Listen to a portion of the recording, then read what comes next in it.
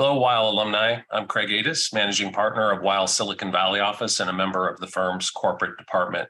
Today, I'm pleased to be hosting our first of the year edition of the Weil alumni interview series from our Silicon Valley office with my friend and former colleague, Rob Beard. Rob is Senior Vice President, General Counsel, and Corporate Secretary at Micron Technology, where he's responsible for Micron's global legal, intellectual property, and ethics and compliance functions.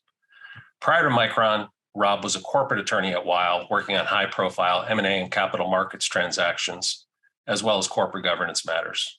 We're thrilled to see Rob's success outside of Weil, and as one of his mentors, I'm personally proud to see his career reach such wonderful heights.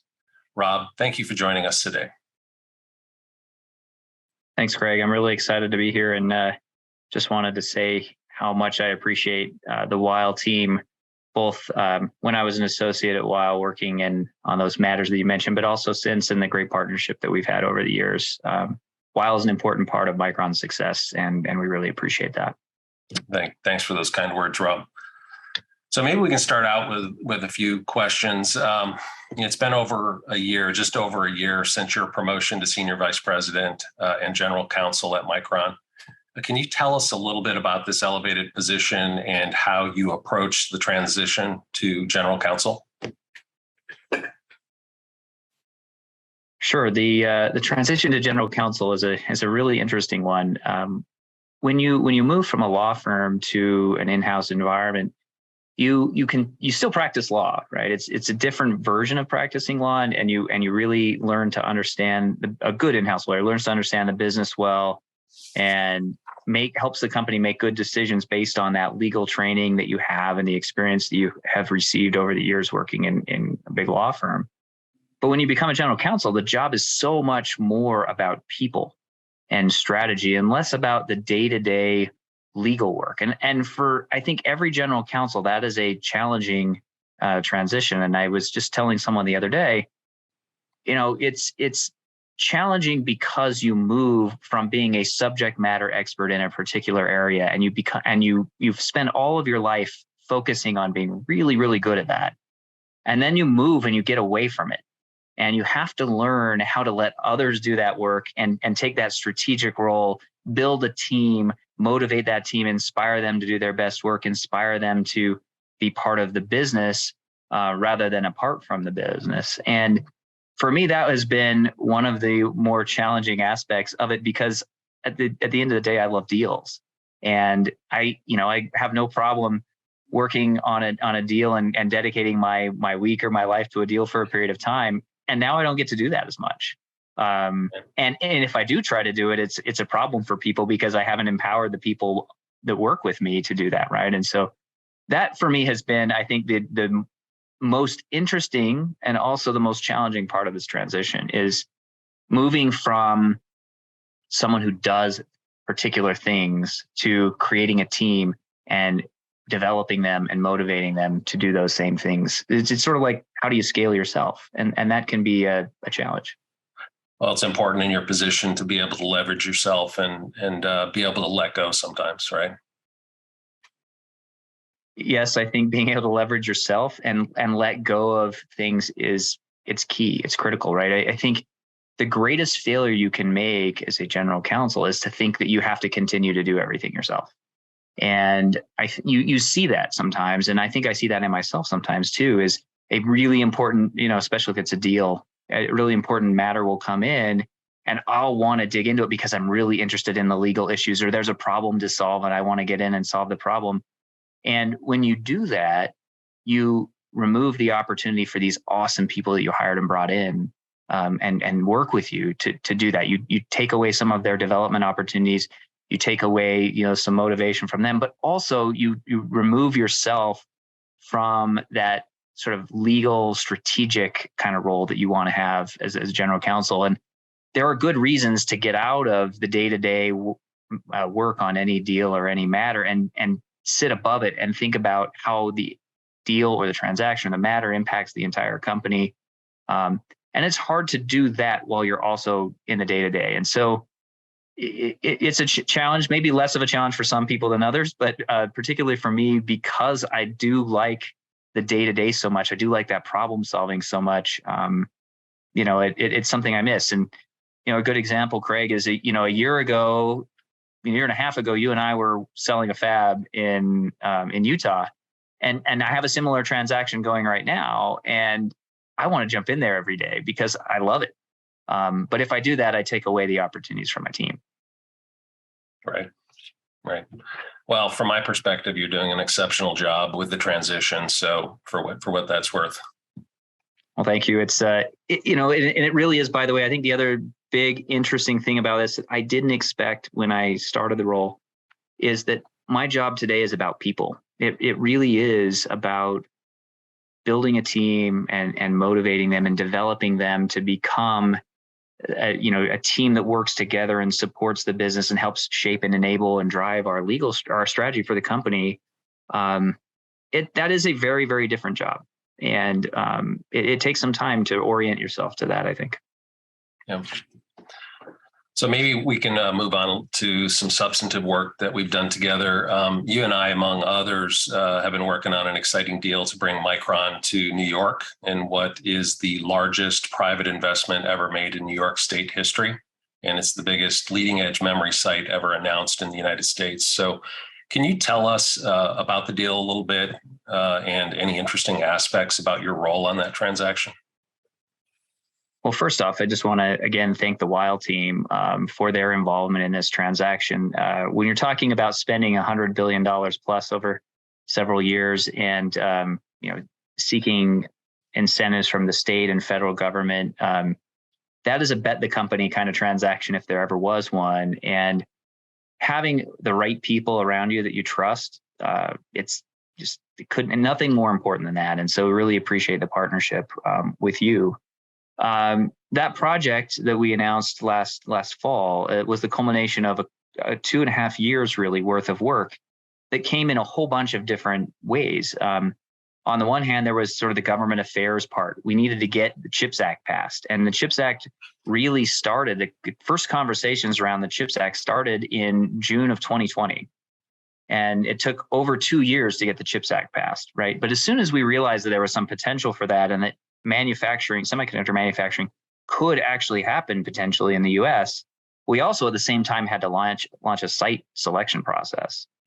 And, when we first started that site selection process, I didn't anticipate that legal would be heavily involved, but almost immediately it became a scenario where I needed lawyers to travel all across the country every week to visit different sites, to sit in on discussions, to review incentive packages. So we're running a government affairs process to pass the CHIPS Act. We're running a site selection process. And then as we get down in the site selection process, as we get toward the end, it's about negotiating an incentive package. And for us, it was negotiating incentive packages across 3 different states and trying to determine which of those states would be the best home for Micron long term. So it was a really interesting process that brought together multiple aspects of the deal. And this was really, I think, the first time where I realized that I couldn't be involved in the day-to-day, even though I really wanted to. And so I took more of a lead in working with the government affairs team in New York, spent a lot of time on the Hill over the summer, and really delegated the site selection process to a couple of my great staff members and their teams. And that was a really exciting process for us, but for me personally, to see this group of people that we brought into the company or that we had promoted within the company in the last couple of years really step up and take responsibility for such an important transaction. That was really cool. We ultimately decided on New York for a variety of factors, and negotiating the incentive package with New York was one of, I think, really a highlight of my career. But it was also a learning experience for me because I had never done anything like that before. And really, we didn't have anybody at Micron who did. Nobody's negotiated a $5 billion incentive package from a state before. And for us, that's where I think having really great partners comes into play. And again, I can't thank the Weil team enough. We had local people in New York as well. And for me, as a New York lawyer where I started my career, took the New York bar, it was really exciting to be able to go back to New York and negotiate that transaction. And there's a lot more to do between now and the day we even break ground on the fab. But it was a really, really cool transaction to be a part of. Some unique elements that I had never encountered before. I helped negotiate a project labor agreement. I had never negotiated a project labor agreement with unions before, and my colleague Mike Myers, who took the lead on that, negotiated, I think, the most progressive and interesting project labor agreement that anyone has ever seen. And that was really cool to be a part of. We created a community benefits agreement that will result in Micron contributing $250 million to a community benefits fund in partnership with the state of New York to create a $500 million fund that will help revitalize the Syracuse area and take it from this place where jobs have flown out to a place where literally tens of thousands of jobs over the next few years will flow in. Negotiating that community benefits agreement. And for me, what was interesting about that was meeting with all of these different community groups to talk to them about, STEM workforce things, or how do we get veterans to come and bring them into the workforce, all the way down to the zoo had baby elephants that were born during the time we were negotiating this project. And what's Micron? Micron makes a contribution to the zoo. So it was a wide range of really cool and interesting things that, for me, I'd never had any experience with before. And that was pretty exciting. Yeah. I was fortunate enough to, as your guest, attend the big kickoff event a couple months ago in upstate New York, and tremendous amount of excitement up there about the new project. It was interesting. The night before that event, I was driving through Syracuse, and it was the previous event, the one you didn't attend, or the first kind of teaser announcement. And I was driving through Syracuse, and I'd spent a lot of time in Syracuse and the surrounding areas over the months before the announcement. And driving through Syracuse thinking, like, this town has no clue what's about to happen tomorrow, right? This place that was so, so in need of economic revitalization, so in need of something big like this, and had been courting things like this for many years. And then just driving through town thinking they have no idea what's about to hit them. The number of jobs are going to flow into this community. The focus that will be on this community over the next several years. It's not often in your life when you get to be part of something that can transform an area, right? And this project has that potential, and that's pretty cool. It's really, really exciting. So, Rob, we always like to ask our alumni about lessons they've retained from Weil. And so what guidance from your Weil training and experience do you carry with you today? Well, I think, and Craig, you might remember that I was a lateral over to Weil. I started another law firm and was fortunate to lateral over to Weil. So I saw a couple of different law firms and different perspectives. One thing that I really liked about Weil that was different from other places that I've been or heard about and seen was at Weil, you had the ability to go as far as your desire and experience and skills could take you. And it was less about like putting you in a box, as a first year you do this, as a second year you do this, and so on and so on. But it was, what are you capable of doing? And at Weil, you got the opportunity to stretch and do things that you were capable of, rather than just what you're supposed to be able to do today. And that encourages you to think differently, right? And I think for a lot of us lawyers, it's really easy for us to get into our boxes. We get trained, and the longer we're at a big firm, the more and more specialized we get and become. And, there's some real value to that, of course.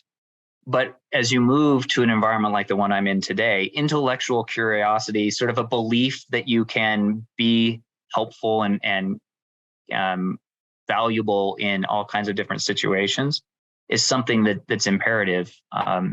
In my role today, it's very rare that I get to talk about, almost never do I get to talk about a high yield debt deal, which is the most experience I had at a law firm, right? Right. High yield debt deal. And even on an M&A deal, it's very rare that I get to talk about an M&A deal. Almost every day, though, I'm asked to make decisions or weigh into something that's either legal or non-legal. And that intellectual curiosity that I think really is valued at Weil and is appreciated, encouraged, is something that I think has really helped me be successful in this role today. And I gave a couple examples. When I was in London doing high yield debt, a company called MF Global went into insolvency, and one day Adam Planer, who is a partner in the bankruptcy practice in London, stopped by my desk and said, "Hey, I've got to go down to Canary Wharf, and I need to take a bunch of lawyers because we're representing the joint special administrators at MF Global." And so, he asked me to go down there with him and be there. And so I went there, and at that time I had only done high yield debt deals. That's all I'd ever done. Very, very niche practice. And in the room with the joint special administrators, they were going around asking the lawyers, "What do you do? What's your experience?" And I said, "Well, I do, high yield debt." And they said, "Okay, well, securities exchanges. Why don't you go unwind all of the transactions across all the commodities exchanges across the world? That's your role." And talk about scary, right? I had no clue what any of those words. I mean, I knew what each individual word meant, but together I didn't know what they meant.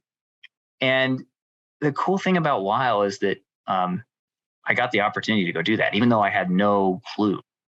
And those kind of experiences where you get to go out and learn something new and get responsibility for something, that can be very, very, very meaningful.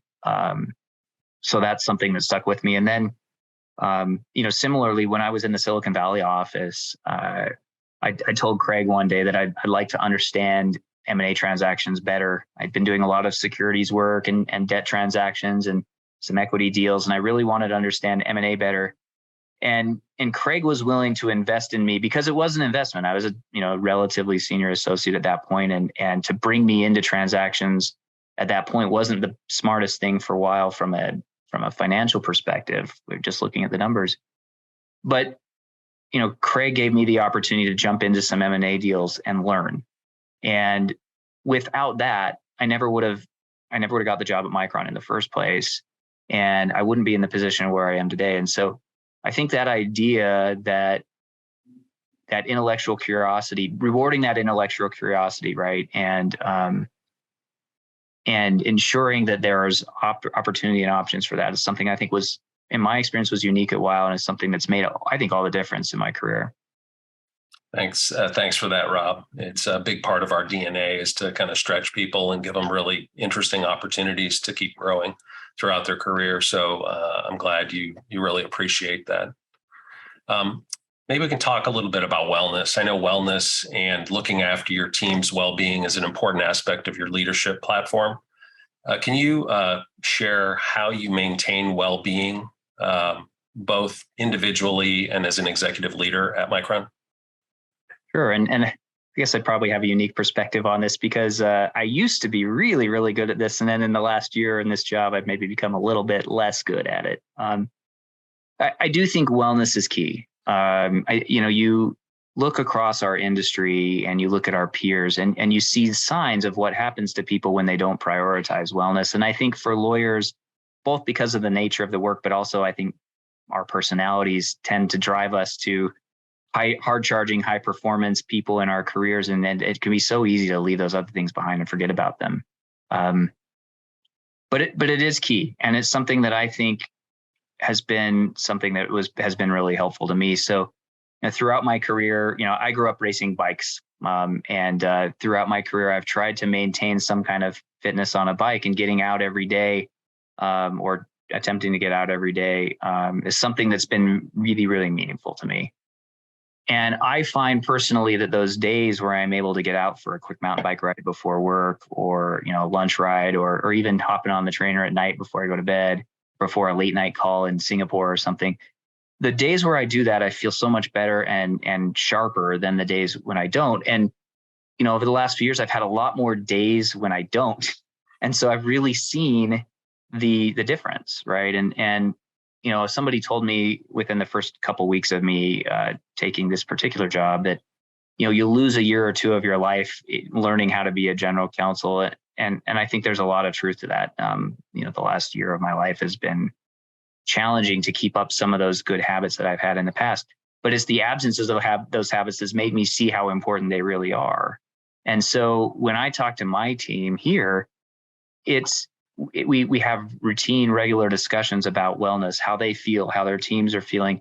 And it's not just about sort of like how's your resting heart rate today kind of a thing, right? It's so much beyond that. It's a holistic thing, and wellness can take on a whole bunch of different forms. I think for all of us, psychological safety is a huge part of success in leading a team and growing and building growing and building a legal department. And so it's that teamwork and that camaraderie and that belief that you're never alone in what you're doing, but that you have people around you who are there to help you. They're invested in your success and want to see you grow and develop.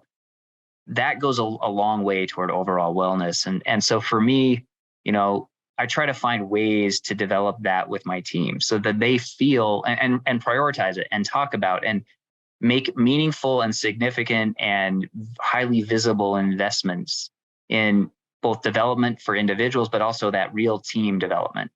Right. And, that takes on a whole bunch of different forms, and it's not going to be the same for everybody, but I think it's that just maintaining that focus that's really important. Yeah, agree. All great points.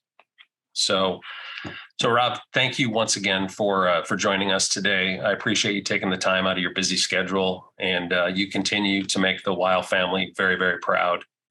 Weil alumni, please continue to stay in touch and be on the lookout for future programs.